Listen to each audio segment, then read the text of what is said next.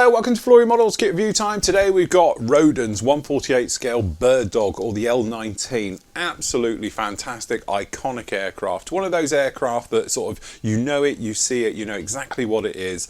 But it's an unsung hero type of aircraft, and it's really nice that companies like Roden taking the time to go out and do it justice totally. So, down on the box, beautiful little bird, little bit of artwork down there showing it. We've got some nice old rockets on the side and showing that sort of iconic aircraft in the standard sort of grey that used to be seen in. Okay, quick run round at the box. We've usually got multiple languages. Got your kit number down in here, which is 409. Okay, some of the markings that we've actually got this one as well. So we've got a nice sort of trainer yellow for the US Army Air Service Alaska in 1968, and then we've got the Bird Dog for the FAC, or Forward Air Controllers, which is basically in 1967, and we've got command aircraft as well for the Tactical Mobility Group for the Canadian Forces in 1974. So lots of different types of ones down there. Pretty much nothing on the other side.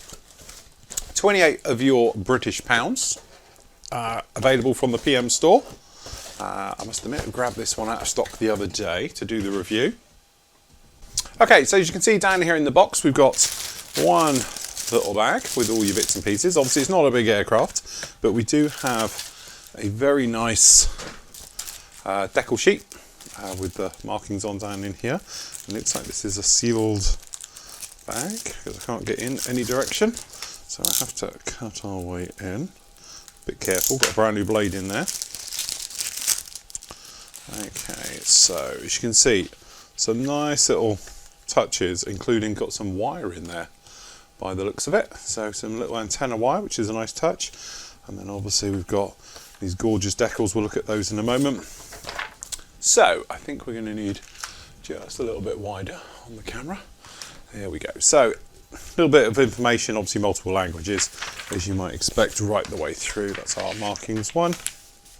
A couple of sheets of paper, literally showing how this is going to go together. So we've got the parts trees, colour call-outs, various things down in there. Nice little touch with this, we do get the engine. So we've actually got fully detailed engine down here at the front going in with the bulkheads and all that detail. So you can show it off open or closed, which is a nice touch with this one. Okay, and then straight into the interior. So as you can see, we do get quite a nice interior with this one. So we've got the controls and the systems all going down in there as well, dual controlled, and then right the way through all the parts. Again, you could easily liven that one up with a little bit more detail. Open up the holes. Obviously these are going to be for the aerials we're talking about, for fitting those in, and then it's literally just a case of bringing the two halves together, installing the doors and windows, as you might imagine, and the gear going on. Two halves of it going in there, so it's sort of underpinning the rear seat as well as the front one. And there's that gorgeous engine all shown, ready to go in the front. Wings over the top, and obviously putting in the clear parts as well. So we've got the overhead windows down in there. Looks like we've got positionable control surfaces as well, and then fit in those all important rocket pods or marker pods down in there like that. Looks like as well you could have posable flaps as well. That's a very nice touch with the kit. And then it's a case of putting the wing system over the top. The engine cowls on, again I assume you could have those open or closed for a nice thing. And then we've got these aerials going in. Again, some very small little details going in for actually putting these aerials in, giving it great detail right the way through. So we've got aerials top and bottom, as you can see on these. Then we've got the markings for the actual colour call-outs we spoke about before. So we've got one there, one on the back with all the stencil data, and then we got one on a separate sheet as well for the Canadian one, just like that. Again, nice little aircraft, I must say. Decals, very impressive. So it's huge decal sheet, as you can see down on here. Some very nice stuff on that. And if we just drag that camera down a little bit more, there we go. So as you can see, nice. And then if we try and catch some light across it, we can see the carrier film looks to be very thin and not a lot on there. What you do notice in the carrier film though is you can see where the numbering is, like number 42 and that. That's huge. And then hardly any around the actual markings themselves. So yeah, a little bit strange how they've done all of those. In fact, we're looking at it and I'm pretty sure you need to cut these out because I can't see any if you catch it in the light, you know what I'm saying here, I'm trying to explain badly, but you can see how these are all one big sheet with limited cutouts between. So what you need to do is actually cut these out. So if I'm trying to hold it and show it, you see how this here is one giant decal, so you need to cut them across. And again, you can see how this stars and bars is linked into all of this as one decal. So just be mindful when you're taking them apart, because they are not separately cut.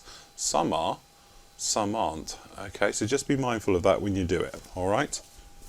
I got the Canadian markings down on here as well. These are still not completely separate, and this US Air Force one, you can see it's one giant decal catching it in the light, so just remember to cut those. These ones we were talking about, so we've got the detail for the instrument panel, looks right nice, and again this is lovely. You get the little bit of wire.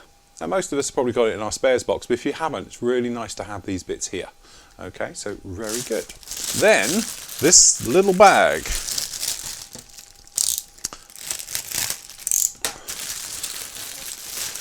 Okay, so as we said before, it's not going to be a large aircraft, but actually considering this has got a very high parts count on this one. So looking down here as well, you can see we don't have any riveting detail on it, and we know this has got the odd rivet here and there, but what we have got some very fine engraved recessed panel lining on this one, so that's actually really nice. It's a nice flat texture as well. It's very, very smooth, nicely done. On the inside we've got minimal ejector pins, and they're tucked out of the way by the looks of it. They're not anywhere that's going to interfere with anything. Again, very, very nicely done, and this level of detail up here in these areas, again, very nice indeed. So actually that's very, very swish. If you haven't seen Roden kits, don't think of them as the old ones, because they're not. Obviously these you're going to have to clean out, just knock them off the way, you'll be good to go.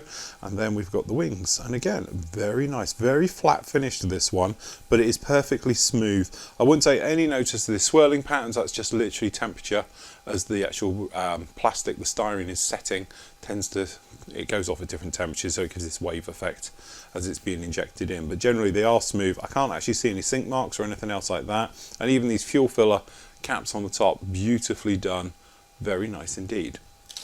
Then we move into the tiny bits, and because of that we'll move the camera, I think, even closer, just to make sure we get all of these in, because it will be worth it. So down in here, as you can see, we've got that engine detail. That looks extremely nice, no problem with that at all. The level of detail just up here with the pots coming off and things like that, that's actually really nice. And even just these the head covers, very, very nicely done on that as well.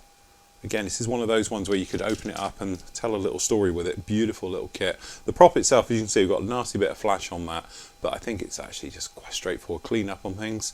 The rest of it looks okay. We've got the control grips, all these things for the interiors.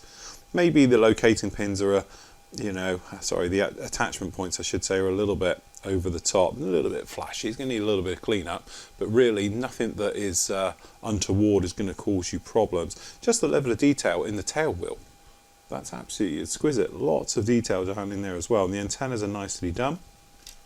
Okay, down in here I think we've got a matched pair left and right, so we've got the wheels, two-piece split wheels, and then all the parts. So down in here, yeah, the interesting things, we've got the rudder pedals, we've got sway braces, we've got actually the rocket rails on there as well. So again, some very nice detail. You might see got the little details on the end here, things like that. Very nice indeed. And again, match pair on that one. Then we've actually got the control surfaces. So these are all raised details on here. They've got a nice raised look and feel to them. Okay, it's this sort of corrugated effect. And again, all the parts, no problem at all. We've got the bulkheads, we've got the front, all the areas down in here all look very nice indeed. Flat instrument panel, as we were saying, but you know, that's no problem at all.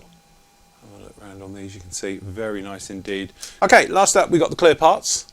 And unfortunately, they are the letdown. Pretty frosty, as I say, not very clear at all. Okay, you might get away with it, but I don't think really you are. Even if you called them dirt and distress on them, I think they're pretty much just poorly moulded. It is the downside to it, and to be honest, Roden do suffer from this a little bit. Their clear parts aren't the clearest, shall we say. But that said, in the past, great success with just dipping it. So your normal acrylic floor cleaner, things like that, literally dip it into it, let it stand, good to go.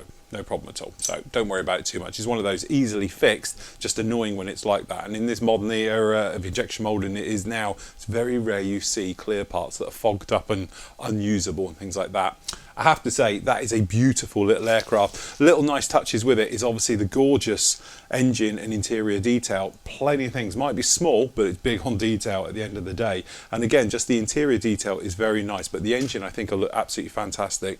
Would be nice if there's a little bit more riveting on it. You can see in the picture down here, it has got a lot onto it, but let's face it, as I've been doing a lot recently, re-riveting on something like this and nice big flat surfaces is going to be no problem at all to take care of.